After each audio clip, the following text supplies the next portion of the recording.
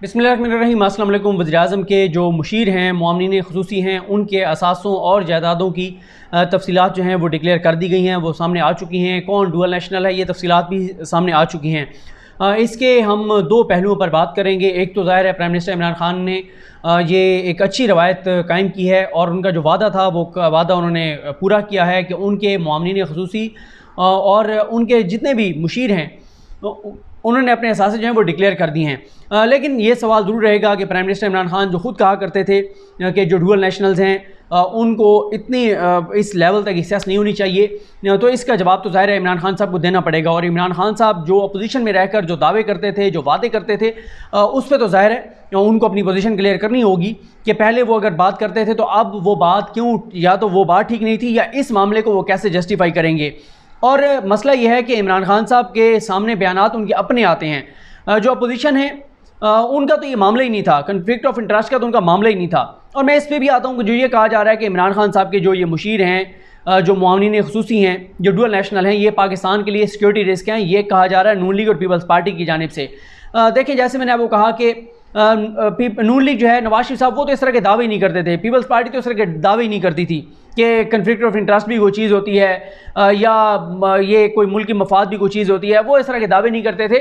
और मुझे लतीफ़ा याद आ रहा था कि साकिब निसार साहब ने एक दिन एक लतीफ़ा सुनाया था कि वो कहते हैं कि ये इस तनाज़ुर में सुना रहा हूँ कि नून लीग और पीपल्स पार्टी के लिए ना उन्होंने ये बातें कभी की थी, ना उनसे सवाल होता था, क्योंकि उन्होंने तो ये दावा ही कभी नहीं किया था। लेकिन इमरान खान साहब उनके दावे करते थे, वादे करते थे, इसलिए उनसे सवाल किया जा रहा है।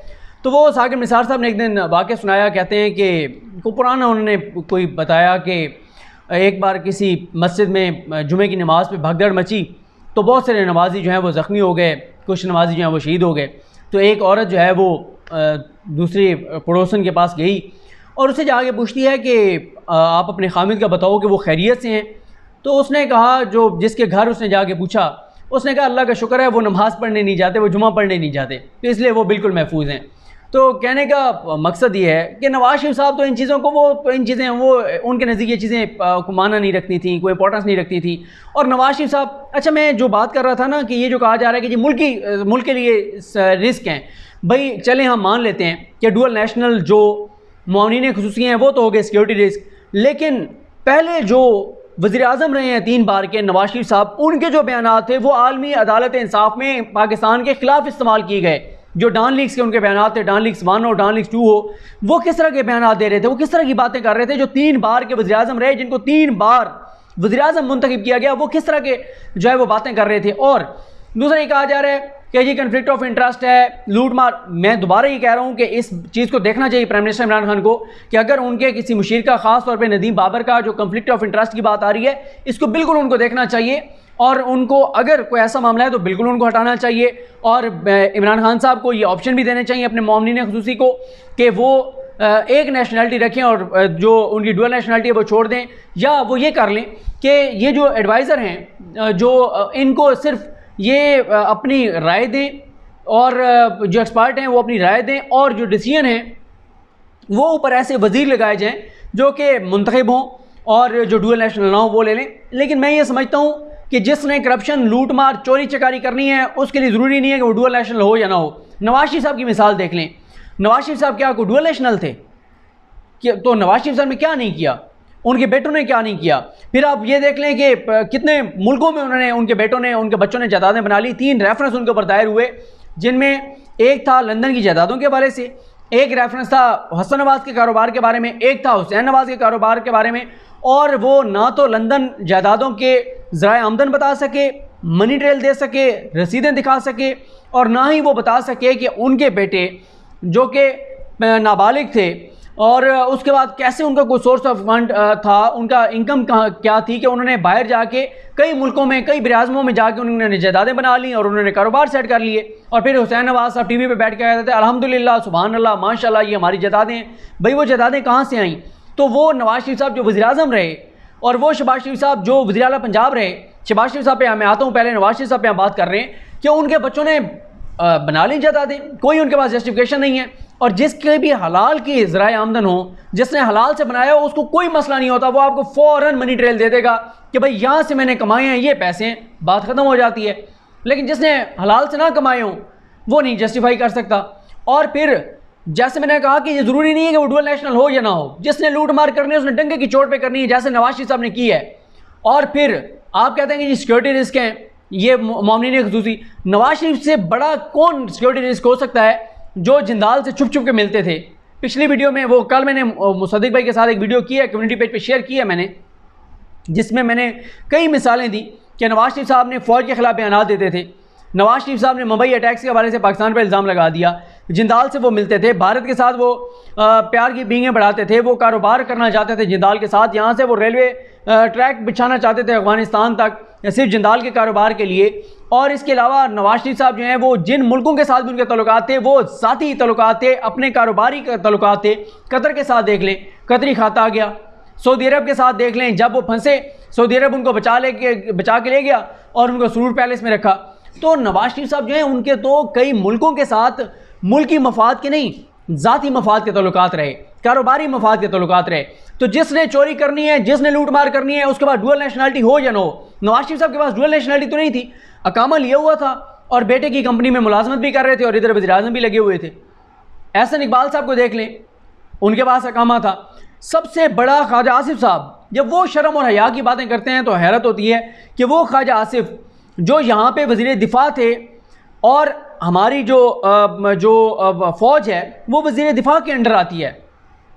तो ख्वाजा आसिफ साहब थे, एहसन इकबाल साहब थे, मैं देख लेता हूँ। तो इनमें से एक जो है वो वज़ीर दिफा था और जो है वो हम अगर क्योंकि ये अभी मैं देख लेता हूँ, तो बात यह है कि कितनी आम चलें पोजीशंस पे रहे, कितनी आम मीटिंग्स में ये बैठते थे, लेकिन जो है इन्होंने अकामा लिया हुआ था और हुनरमंद मज़दूर का अकामा लिया हुआ था। और ये जी हाँ वज़ीर दिफा रहे हैं ये ख्वाजा आसिफ साहब, और उसके बाद वज़ीर ख़ारजा भी रहे हैं। तो बात यह है कि जो वज़ीर दिफा रहा, ये हमारी फ़ौज जो है वो वज़ीर दिफा के अंडर आती है और वो वज़ीर दिफा दुबई के एक शेख के पास मुलाजमत कर रहा था, नौकरी कर रहा था, लाखों रुपए तनख्वाह वसूल कर रहा था, बगैर वहाँ गए, बगैर वहाँ पे ड्यूटी किए, बगैर वहाँ पे कोई सर्विसेज दिए। क्यों इनको तनख्वाह मिल रही थी और हुनरमंद मजदूर के तौर पे रजिस्टर्ड थे वहाँ पे। और यहाँ पे हमारे वज़ीर दिफा थे, बाद में हमारे वज़ीर ख़ारजा थे। वज़ीर ख़ारजा होते हुए भी इनके पास अकामा था, नवाज शरीफ साहब के पास वज़ीर आज़म होते हुए अकामा था और वो बाहर बेटे की कंपनी में नौकरी कर रहे थे।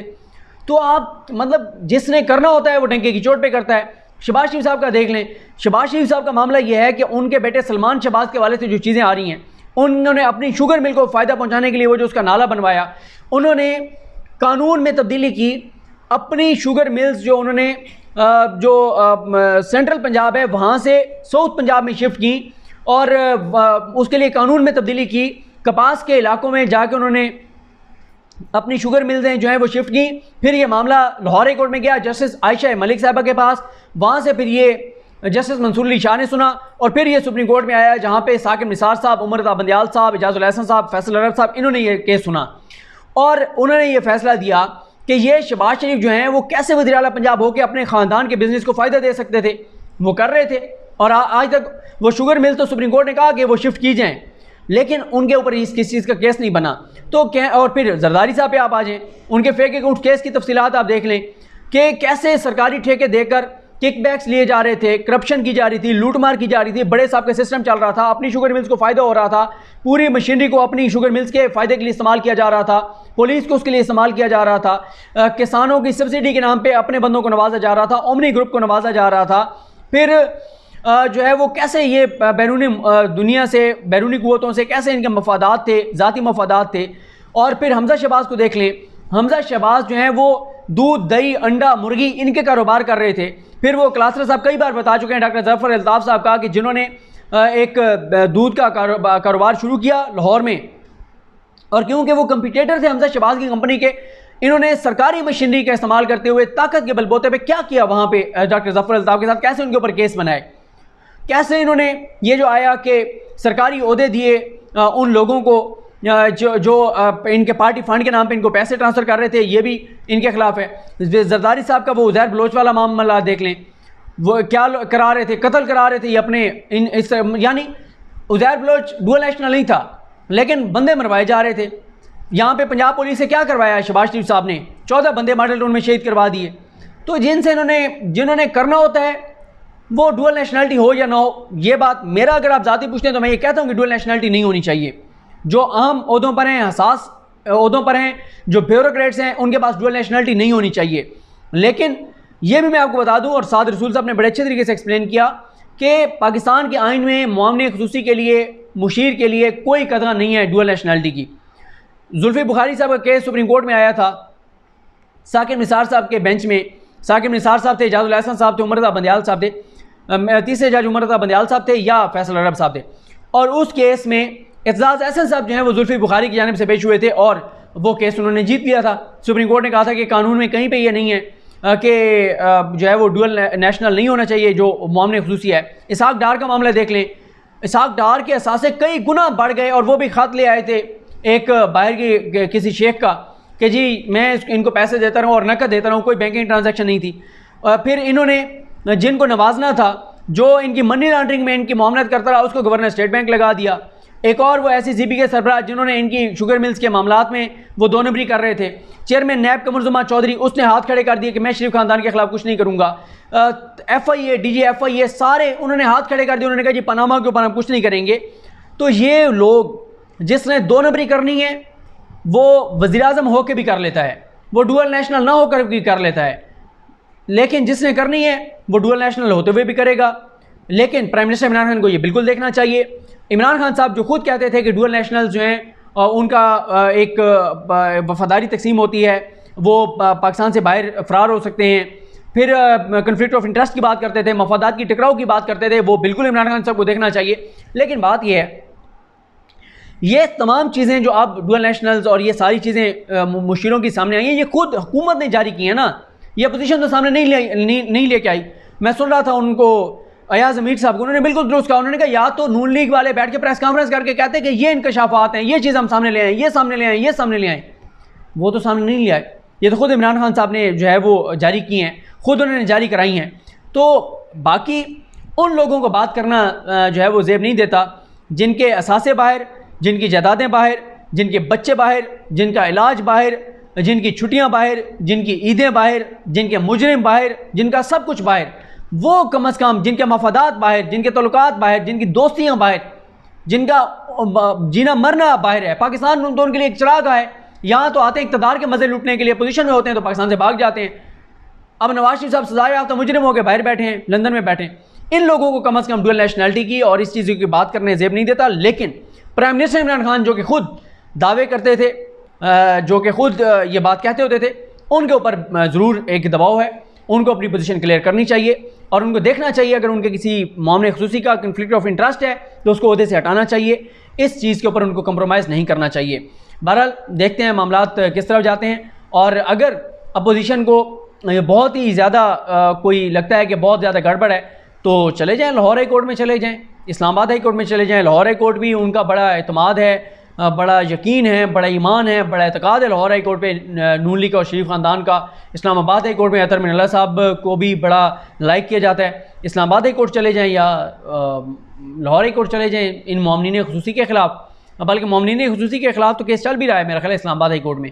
और अब ये एहसास जायदादें आने के बाद अदालत चले जाएँ, अदालत अगर ये अपना केस साबित कर पाए तो अदालत बिल्कुल हटा देगी मामलीन खुसूसी को। और अगर अदालत हटा देती है तो यकीन करें मैं अदालत के फ़ैसले को कबूल करूँगा और अप्रिशिएट करूँगा कि बिल्कुल दुरुस्त फ़ैसला है।